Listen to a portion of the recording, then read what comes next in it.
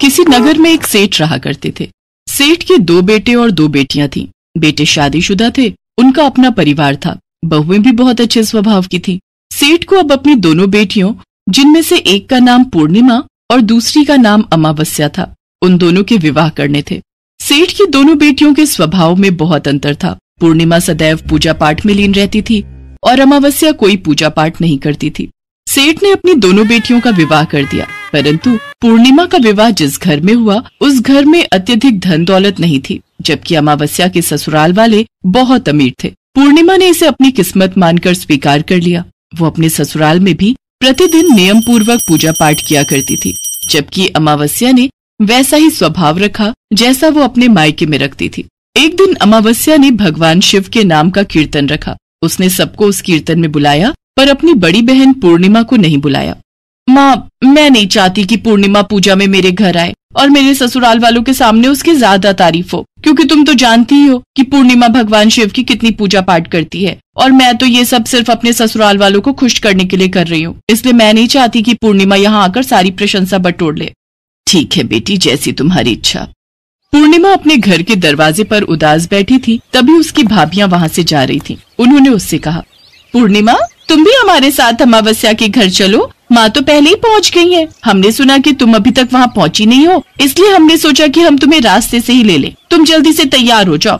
पर भाभी, मैं अमावस्या के घर कैसे जा सकती हूँ? ऐसे बिना बुलाए जाना क्या अच्छा लगेगा? अरे क्यों नहीं अच्छा लगेगा, और वैसे भी ये तो पूजा पाठ का आयोजन है, और फिर अमावस्या तो तुम्हारी सगी बहन है। तुम वहाँ बिना बुलाए भी जा सकती हो। चलो, अब देर मत करो, हमारे साथ चलो। पूर्णिमा को उसकी दोनों भाभियां बहुत प्यार करती थी, क्योंकि जब पूर्णिमा और अमावस्या दोनों कुंवारी थी, उस समय अमावस्या तो अपने कामों में लगी रहती थी, पर पूर्णिमा हमेशा अपनी दोनों भाभियों के बहुत काम आती थी, हमेशा उनकी हर काम में मदद किया करती थी। इसलिए दोनों भाभी पूर्णिमा को बहुत महत्व देती थी। पूर्णिमा अपनी भाभियों के कहने पर उनके साथ अमावस्या के घर भगवान शिव के कीर्तन के लिए जाती है, पर अमावस्या पूर्णिमा को देखकर बिल्कुल भी खुश नहीं होती। देखो पूर्णिमा, वैसे तो तुम्हें मैंने बुलाया ही नहीं था, पर अब तुम मुंह उठाकर चली आई हो तो चुपचाप बैठना। कभी यहाँ भी तुम अपनी पूजा पाठ के लिए बताना शुरू हो जाओ। वैसे भी तुम जानती हो मैं कितने अमीर घराने में ब्याही गई हूँ। यहाँ की रहन सहन तुम्हारे रहन सहन जैसा नहीं है। तुम तो एक झोपड़ी में रहने वाली हो और मैं एक अमीर घराने की हूँ, इसलिए अपने आप को मुझसे थोड़ा दूर ही रखा करो। कुछ देर बाद भगवान शिव के कीर्तन से जब सब लौटने लगे तो अमावस्या ने सबको प्रसाद दिया, पर उसने पूर्णिमा को जानबूझकर प्रसाद नहीं दिया। पूर्णिमा भगवान शिव का आशीर्वाद लेकर घर लौट आई, पर घर आकर वो शिव जी की मूर्ति के सामने रोने लगी। हे शिव शंकर, मुझ पर आपकी दया कब बरसेगी? हे शिव शंकर, मेरा क्या कसूर है? यही ना कि मैं आपकी पूजा भक्ति करती हूँ। हे प्रभु, मुझ पर दया करो। ऐसे ही दिन बीते। एक दिन पूर्णिमा अपने पति से बोली, सुनिए, मैं कुछ दिनों के लिए अपने मायके जाना चाहती हूँ। बड़ी भाभी की तबीयत थोड़ी ठीक नहीं है और छोटी भाभी भी अपने मायके गई हुई है। मैं सोच रही थी कुछ दिन भाभी के साथ रुकूंगी तो उन्हें आराम मिलेगा। हाँ हाँ, तुम जरूर जाओ। बच्चों की चिंता मत करो, उनको मैं और माँ संभाल लेंगे। और फिर पूर्णिमा अपने मायके के लिए निकल पड़ी। रास्ते में महादेव का मंदिर था। पहले वह मंदिर कभी रास्ते में नहीं पड़ा, पर यह सब तो भगवान की लीला थी। पूर्णिमा ने कुछ देर तो सोचा कि उसने अब से पहले यह मंदिर नहीं देखा था। फिर उसे लगा शायद उसकी नजर नहीं गई होगी। उसने भगवान शिव के मंदिर में माथा टेका और जैसे ही वो आगे बढ़ने लगी, उन साधु बाबा ने पूर्णिमा से कहा, बेटी, लगता है तुम कहीं जा रही हो। क्या तुम मेरा एक छोटा सा काम कर सकती हो? हाँ बाबा, मैं अपने मायके जा रही हूँ। बोलिए, मैं आपकी किस प्रकार सहायता कर सकती हूँ? बेटी, इस मंदिर की सफाई बहुत समय से नहीं हुई है। मैं बहुत बूढ़ा हो गया हूँ। मंदिर में आने जाने वाले लोग दर्शन करके चले जाते हैं, पर मंदिर की सफाई का कार्य कोई भी नहीं देखता। क्या तुम मंदिर की साफ सफाई कर दोगी? हाँ बाबा, मैं अभी सारा मंदिर साफ कर देती हूँ। पूर्णिमा ने खूब मेहनत से मंदिर को अच्छे से साफ कर दिया। तब साधु बाबा उससे बोले, सदा खुश रहो बेटी। तुमने आज मंदिर की सफाई करके बहुत ही पुण्य का कार्य किया है। देखना, भगवान शिव शंकर की कृपा से तुम्हारा जीवन बहुत खुशहाली से भरा होगा। बेटी, यहाँ से वापस जाने के समय मुझसे अवश्य मिलना। ठीक है साधु बाबा, मैं आपसे जरूर मिलूंगी। इसके पश्चात पूर्णिमा अपने मायके पहुंच गई। उसकी बड़ी भाभी और माता पिता और भाई उसे देखकर बहुत खुश हुए। पूर्णिमा ने अपनी बड़ी भाभी का खूब ख्याल रखा। तब तक छोटी भाभी भी आ गई थी। पूर्णिमा के स्वभाव को उसकी भाभियां जानती थी कि वो उनकी कितनी देखभाल करती है और वो उन्हीं के लिए वहां आई है। इसलिए पूर्णिमा के जाते समय उसकी भाभियों ने उसे 2 थैले भर कर दिए जिनमें बहुत सारा सामान था। रास्ते में उसे याद था कि उसे शिव मंदिर के बाबा से मिलते हुए घर जाना है। आ गई बेटी, अच्छा हुआ, मैं तुम्हारी ही राह देख रहा था। ये लो बेटी, तुमने उस दिन मंदिर की बहुत सेवा की, इसलिए मैं तुम्हें उपहार स्वरूप ये कुछ सामान दे रहा हूँ। इसे घर जाकर ही खोलना बेटी। आपका बहुत बहुत धन्यवाद बाबा। इसके पश्चात पूर्णिमा घर आ गई। घर आकर उसने जब सारा सामान देखा तो उसकी भाभियों ने थैलों में खूब सारे गहने, कपड़े, मिठाइयाँ, बच्चों के लिए खिलौने और खाने का सामान ये सब दिया था। उसके बाद पूर्णिमा साधु बाबा के दिए हुए थैले को खोलकर देखती है तो वो दंग रह जाती है। वो थैला अशर्फियों और हीरे जवाहरात से भरा था।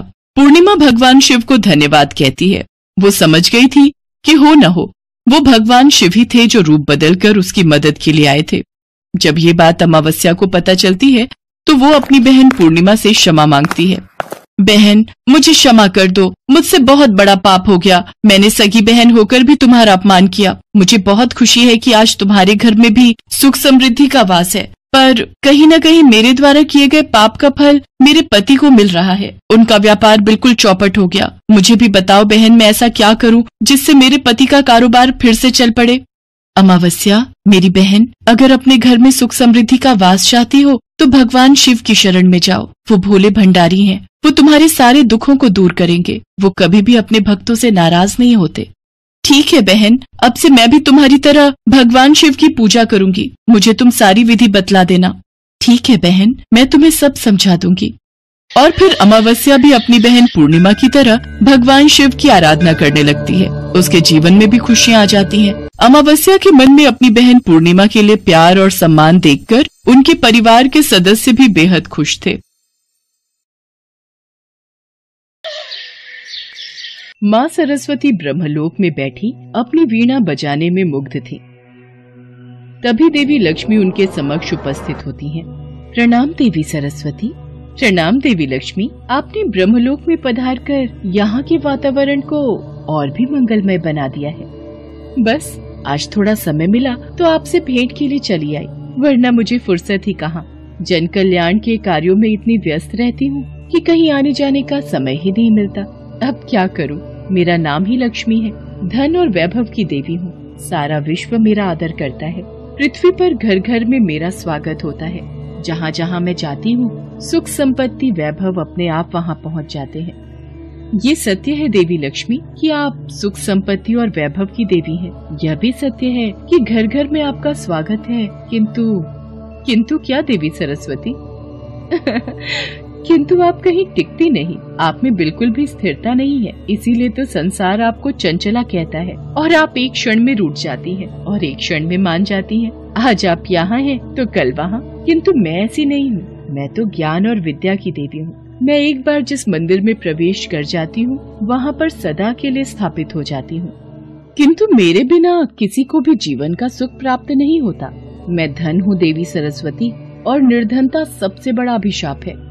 धन तो मैं भी हूँ देवी लक्ष्मी, पर अंतर सिर्फ इतना है, आपके द्वारा दिया गया धन सिर्फ तन के लिए होता है और मेरे द्वारा दिया गया धन मन के लिए है। आपके द्वारा दिया गया धन कोई भी चुरा सकता है या फिर छीन सकता है, पर मेरे द्वारा दिया गया धन ना तो चुरा सकता है ना ही कोई छीन सकता है। और सबसे बड़ी बात तो ये है, मेरा दिया हुआ धन जितना भी बांटिए उतना ही बढ़ता है। देवी सरस्वती, आप जानती हैं राजा को राजा क्यों कहते हैं? क्योंकि उसके पास मैं हूँ। आप भूल रही हैं देवी लक्ष्मी, ताज मुकुट का तब तक कोई अर्थ नहीं जब तक उसके पीछे राज तिलक का आधार ना हो, बल ना हो, संस्कार ना हो। राज तिलक के पीछे शक्ति होती है मंत्र की, विद्या की, ज्ञान की। और सच तो ये है देवी लक्ष्मी, जिसके पास मेरी दी हुई बुद्धि की शक्ति ना हो उसके पास आपका दिया हुआ धन भी नहीं रह सकता। देवी सरस्वती, आप अपने मीठे मीठे वचनों के मायाजाल में ना जाने क्या कुछ बोल रही हैं। शायद आप नहीं जानती देवी लक्ष्मी, मीठी वाणी वातावरण में रस घोल देती है। शब्द जब मंत्र बन जाता है तो उसमें दिव्यता आ जाती है। वाणी का जब दिव्यता से मेल होता है तब वह कंठ की शोभा बढ़ जाती है और पूरा संसार उन मीठे वचनों को सुनने के लिए प्रेरित हो जाता है।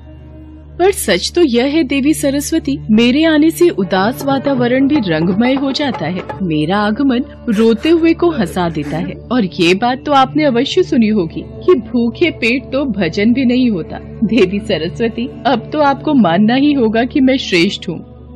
देवी लक्ष्मी, ज्ञान और धन में यदि कोई श्रेष्ठ है तो वह है ज्ञान, क्योंकि ज्ञानी व्यक्ति की पूजा तो राजा भी करते हैं, अतः श्रेष्ठ मैं हूँ।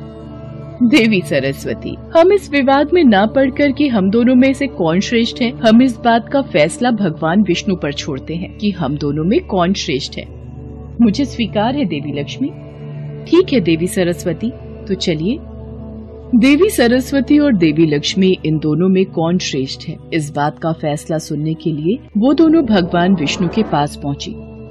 देवी गंगा भगवान विष्णु के समक्ष पहले से ही उपस्थित थीं। देवी लक्ष्मी भगवान विष्णु के समक्ष बैठ जाती हैं, पर वो देवी सरस्वती को बैठने के लिए नहीं कहती हैं। इस पर देवी सरस्वती देवी लक्ष्मी से कहती हैं, हे देवी लक्ष्मी, आप मुझे स्वयं यहाँ लेकर आई हैं, पर आपने मुझे आसन ग्रहण करने के लिए नहीं कहा। क्या विष्णु लोक में अतिथियों का सत्कार इसी प्रकार किया जाता है?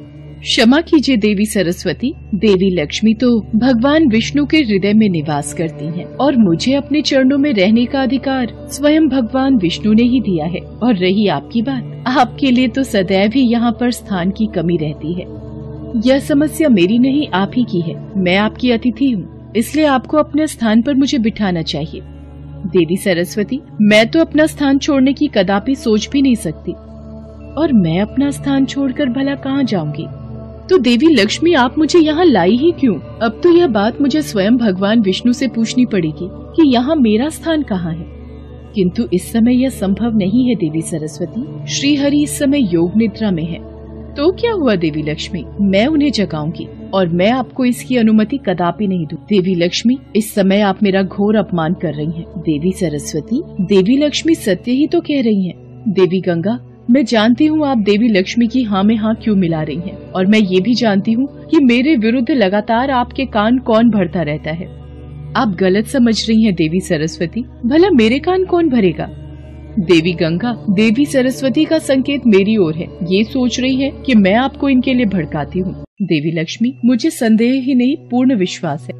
यह सरासर अन्याय है देवी सरस्वती। यह बात मैं अच्छे से जानती हूँ कि आप भगवान विष्णु के चरणों में स्थान पाने के लिए सदैव ही व्याकुल रहती हैं, किंतु भगवान श्री हरि ने यह स्थान स्वयं मुझे दिया है। आप तो बेकार में ही देवी लक्ष्मी पर क्रोधित हो रही हैं। गंगा सत्य कह रही है देवी सरस्वती। मैं भली भांति जानती हूँ आप दोनों मिलकर मेरे खिलाफ कोई षड्यंत्र रच रही हैं। देवी सरस्वती, यदि आपके मन में देवी लक्ष्मी के लिए कोई बैर है तो कृपया करके मेरे साथ भी इस तरह का व्यवहार नहीं करें, तो यही उचित होगा। देवी गंगे, मैं जानती हूँ, मैं स्वयं इतनी सक्षम हूँ कि एक दिन मैं अपने ज्ञान, अपनी बुद्धि और अपनी योग्यता से भगवान श्री हरि के चरणों में ही नहीं, उनके हृदय में भी स्थान जरूर प्राप्त कर लूंगी। नहीं देवी सरस्वती, नहीं, वो दिन कभी नहीं आएगा। नारायण के हृदय में मेरा निवास है, और कोई कितना भी शक्तिशाली क्यों ना हो, मुझे श्री हरि के हृदय से कोई नहीं निकाल सकता। अच्छा, तो आप मुझे चुनौती दे रही हैं देवी लक्ष्मी? देवी सरस्वती, आपका विवाद गंगा से आरंभ हुआ था और आज आपने उस विवाद को आगे बढ़ाकर मेरे तक पहुंचा दिया। देवी सरस्वती, यदि आपको मेरे से ईर्ष्या है कि मैं धन वैभव की देवी हूँ, तो इसमें बुरा मानने वाली कौन सी बात है? यह स्थान तो मुझे स्वयं आदिशक्ति परमेश्वरी ने दिया है। अच्छा देवी लक्ष्मी, आपको इतना अहंकार है अपने वैभव और ऐश्वर्य पर, तो मैं आपको इस स्थान से अर्थात विष्णु लोक से दूर करती हूँ। मैं आपको श्राप देती हूँ, आप विष्णु लोक छोड़कर धरती पर चली जाएंगी। देवी सरस्वती देवी लक्ष्मी को श्राप दे देती हैं कि वो तुलसी रूप में धरती पर रहेंगी। इतनी देर में देवी गंगा